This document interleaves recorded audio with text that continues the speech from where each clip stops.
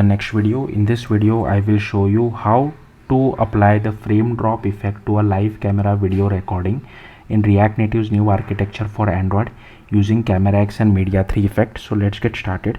So first I'll show you guys the output. Here I have recorded the output, so I'll just play the output as well. Here you can see, okay, it went out quickly. First it will ask you for camera permission, then it will ask you for record audio permission, and here is your live camera preview. I have just clicked on the start button, and here you can see as soon as I'm moving my camera, the frame drop effect is getting applied. So as if in case if you have noticed some janky user experience, right? I'll just pause it, I'll just go back. In case of lower end Android devices, you see a lot of frame drop effect, right? But if you want to apply that frame drop effect for higher end devices as well, you can do that with this help of this particular tutorial. Now once I click on stop, the video which has been captured is recorded to File Explorer, so the user can you play this video even going outside our app. So I can just go to the videos, and here you can see I can just play this video. So it has recorded the frame drop effect, whatever we have captured, with the help of the start and stop button. So let's see how to do this via code. Okay, so let's get started. So first, here you need to go to this particular documentation of Fabric Native component. At the time of me recording this video, the React Native version is 0.80, but I think by the time I publish this video, React Native 81 might come out. So you don't need to fear about anything. There won't be any breaking changes as such. So even if there is, just follow this documentation and you will be good to go. I don't think there will be any breaking changes, so don't worry too much about it.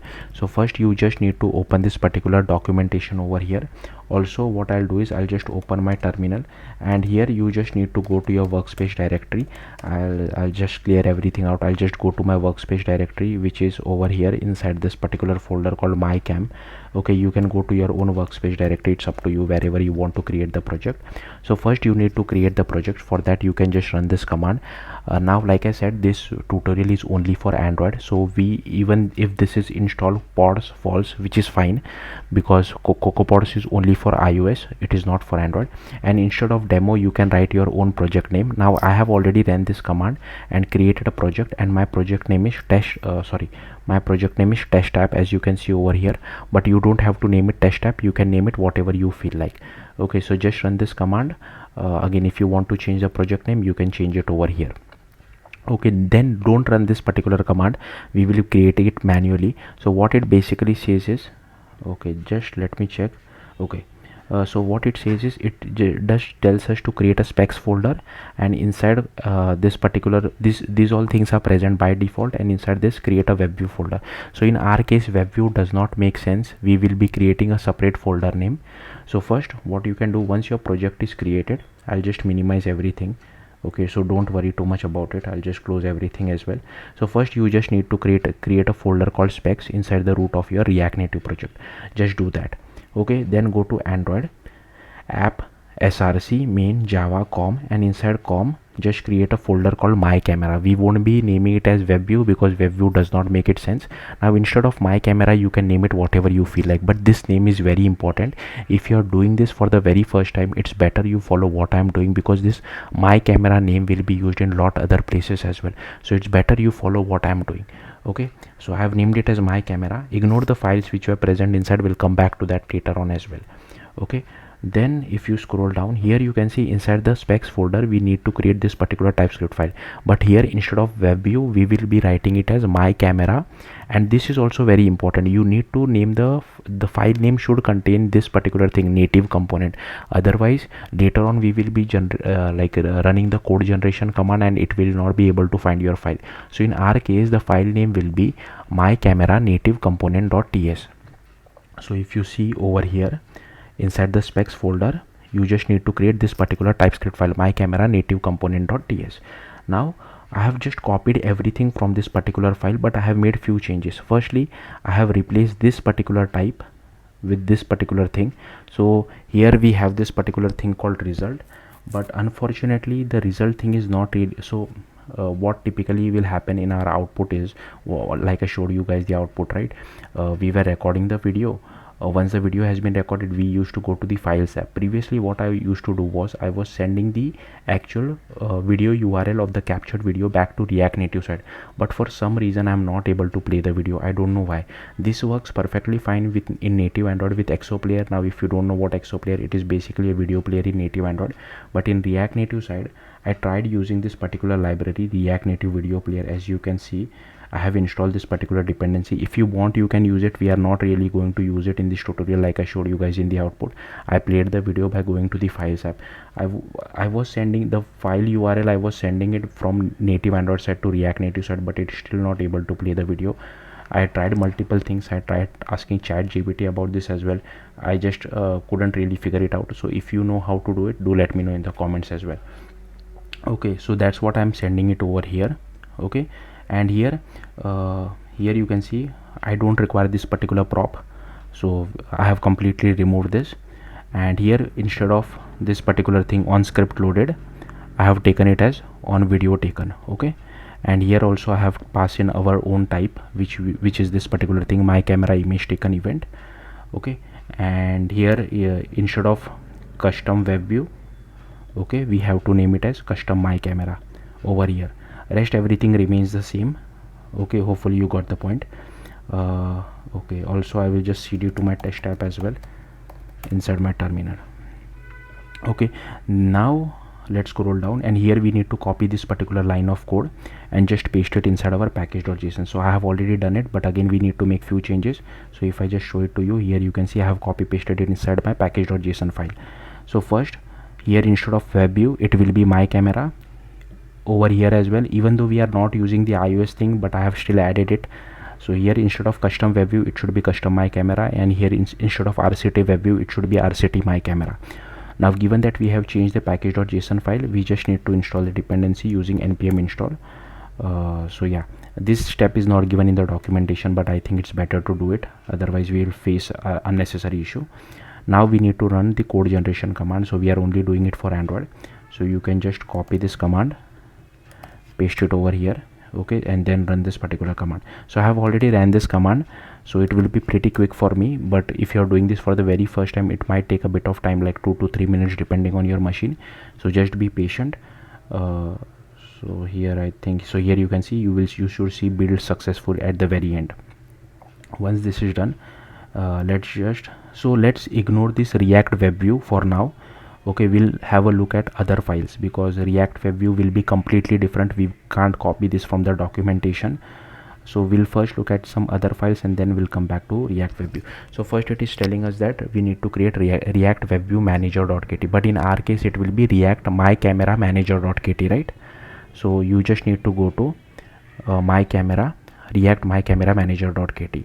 Okay, and here you need to add all this import. So firstly, this is our package name, which will be different because the folder name was my camera in our case. Okay, rest everything I have copied it from documentation, but everywhere wherever you see web view, instead of that just replace it with my camera. So that's what I have done over here. So these are all the imports. Here instead of web view, I have written it as my camera over here, my camera over here as well. Same everywhere, I have my camera. Okay, my camera over here, my camera over here, here my camera. So hopefully you got the point. Also I have made few changes, so I have removed the code. So firstly, we are not passing any prop, right? So I have completely removed this line of code. We don't really require it. So as you can see, I have just removed it. We don't have it over here. Here also custom my camera should be there. Here also React my camera. Okay, and inside this particular method, so our method name was on video taken, right, inside our TypeScript file. If you see over here on video taken, so that's what I have written over here, on video taken, and here it should be on video taken capture. And if you see here they have written on script loaded capture. That's why I have written on video taken capture. So this bubbling event is basically used for sending data from React native Android side to React Native side. Like I said, I'm sending the URL of the captured video, but I'm not able to play it on React Native side. I don't know why. So yeah, next you need to create this particular file, React web view package.kt. So let's come over here, and here you can see I have created it as React my camera package.kt. Again, this I have copied it from the documentation. Firstly, this should be your package name, and wherever you see web view in the documentation, replace it with my camera. So that's what I have done over here. So yes, feel free to pause the video and just copy all this code. Again, this code is in the documentation as well. Just replace web view with my camera. That's what I have done. And the last thing which we need to do is we need to add this inside main application as well. So just go to your main application. Sorry, it would be over here, whatever is your project name. Go to main application. Firstly, you have to add your import. Again, this is your package name, React My Camera package, and you have to add it like this, add React My Camera package. Okay, so once you have done all this, let's just scroll down and let's see how to use it first. Again, we have not written the actual implementation. We'll look at it later on at the very end. Let's go to app.tsx, and here you can see firstly these are all the imports which I have added. Okay, then here I have taken a straightforward video URL, but like I said, I'm not able to play the video. Here it is, this is for camera permission. Now for recording video we require two things, camera permission as well as record audio permission. So for both of that I have taken this one state itself. If you want to name it, you can name that as well differently, like is camera and audio permission granted, but here I have just written is camera permission granted, but I'm checking for both camera as well as record audio permission. Now here I am checking whether the user is using Android 10 or above, because from Android 10 and above we don't require the write external storage permission. That is given automatically. That's why I've added this particular check. So here I have defined a method. First I'm checking whether the user is using Android. If yes, and if it is Android 10 or higher, then only I'm requesting camera as well as record audio permission. But for below Android 10, I'm requesting camera, record audio as well as write external storage permission. Then here I'm just checking whether all permissions are granted or not, and if it is Android 10 or higher and if all these permissions are granted, then just change this particular state as true. For below Android 10, if all these permissions are granted, then just change this state to true. Okay, then inside use effect we are just calling this particular method. Then is camera permission granted, then we just display our camera, else we just display a text saying camera permission not granted. So yeah, that's all there is to it. And once we get the URL from native Android side, we are just updating the state over here. So this will actually contain the video URL. Here I had some code, if you want to see it, to play the video as well, but it is not playing for me. So instead of using this particular thing, you can try to use this particular thing as well. Now some of you who might have little bit knowledge of native Android might be thinking that why did you not use Exoplayer? You could have created just like we are doing it for camera, we could have created Exoplayer natively as well. Yes, we could do that, but I don't want to make this tutorial too complex. Already it is a bit complex for React Native devs. That's why I didn't want to complicate too much. But here you can see I've commented it out. If you don't want to use Exoplayer, if you just want to use the React Native video player, this is how you can use it. But like I said, the video player is not playing the video, but like I showed you guys in the output, we are able to play the video. If you just go to your files app, try to play it from outside your app. Okay, and these are the styles for it as well. So hopefully you got the point. Now there are few dependencies. Before we see the actual implementation, you need to add few dependencies as well. These are official Google dependencies, so you don't have to worry about getting deprecated or something like that. So you just need to go to build.gradle, and here first you need to add this camera core dependency, then this camera 2, then this camera lifecycle, then this camera view, camera video, then this media 3 effect. So this is in alpha at the time of me recording this video. If it does become stable by the time you guys watch it, make sure you use the stable version.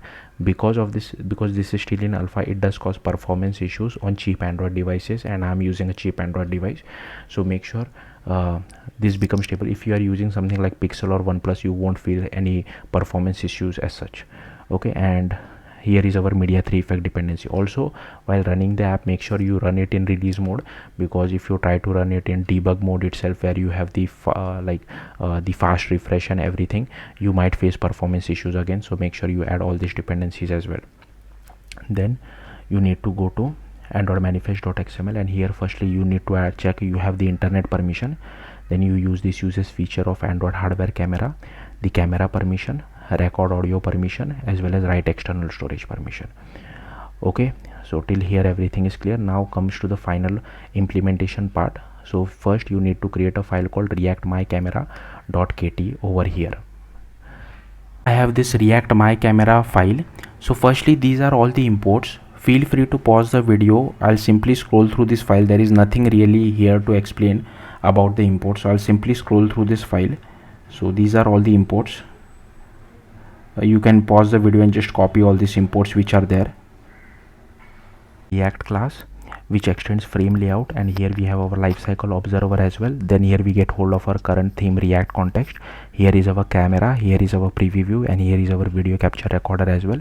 Here is our recording as well. Then here we have our capture button. Here we initialize our preview view. I have named it as viewfinder. So basically this is the camera preview view used for recording the video. Then here is our camera executor service. Here is our process camera provider. Here we get the back facing lens. Here we get hold of our current activity. Then here we set layout params to our viewfinder, and here we call this particular method. I'll come back to this why we are doing it. Okay, then we add the viewfinder to our parent view. Then we set the text background color, text color as well as alpha to our button. Then we set the layout params for our button as well, and then we add the capture button to our parent view. Then we add a click listener for our button where we call just capture video method. Then inside this on attached to window, we check whether we have the camera permission. If yes, then we just call setup camera. On detach from window, we just shut down our camera executor as well as unbind our camera provider. Now coming back to this method, why we are calling this method. So to learn more about it, you can go to this particular issue. So basically this issue has been open in React Native's repo since past 8 years. They have still not fixed it. The issue is that if you try to use your camera and if you don't write this particular bit of hacky code, you won't see your live camera preview. You will just see a black screen. So to resolve that, we need to write this particular bit of hack. There is no workaround. You just have to use this until React Native folks fix this issue. Then here we have setup camera where we get hold of our camera provider feature. We add a listener to it as well, and here we use bind camera use case. And inside capture video, we get hold of our video capture. Then here we do capture button dot is enabled as false. Here we get hold of our recording, and if it is not equal to null, we stop our recording. We make it as null. Here we get hold of our simple date format. Then here we do content values dot apply, passing in the display name, mime type, and if Android version greater than p, we also set the relative path. Then here we initialize the media store output options as well. Then here we initialize our recording, and here we just check whether we have the audio permission as well or not. And then we start the recording, and once the video recording has been started, we just change the text of our button as well as is unable to true. And once it is finalized, and if record event has error is false, then we just send the URI of the captured video back to React Native side. So this is how we send it. Now even sending this back to React Native side is an involved process, so it is not simple. I'll come back to this where I have written this particular method as well. Then we stop our recording and close it, make it as null. Then we just change the text of our button as well as is unable to true. Then this is just a helper method just to check whether we have the proper camera permission or not. And here we have just defined two variables, tag and file name format. Now to send data back to React Native side, you need to use these two particular methods. Now this I have copied it from documentation, but I have changed it to our use case. So if you want to see it, you can just scroll up and you can see it over here. Here you can see these are the two things, but in their case they are using this on script loaded everywhere, but in our case it is on video taken, right? So first I have copied this, but here I have taken on video taken event. So here I have created this particular class, so everywhere you have to write on video taken over here as well. So yeah, that's it. And camera use case method. So first we get hold of this width, viewfinder width, then the height, then we get hold of the rotation. Then here is our camera provider. Then here we initialize the camera selector. Here is our aspect ratio strategy. Here is our resolution selector as well. Then here we initialize the preview view. Then we initialize the recorder as well. Then we initialize our video capture. Then inside use case group dot builder, we add the preview use case as well as video capture use case. Then we initialize the media 3 effect, and here we set the list of effect. So here as you can see, I'm passing the frame drop effect. So here you can use whatever value you feel like. I'm just using 60f. okay, and here I'm just passing 2.0f. so if you want more frame drops, you can increase this particular value. Then here we pass the media 3 effect to our use case group builder. We unbind our camera provider, we bind it to the life cycle over here as well. Then we assign the new camera to this particular camera object, and here we set the surface provider for our camera preview view as well. So yeah, that's all there is to it. If you have any questions, do let me know in the comments. Thank you for watching. Bye.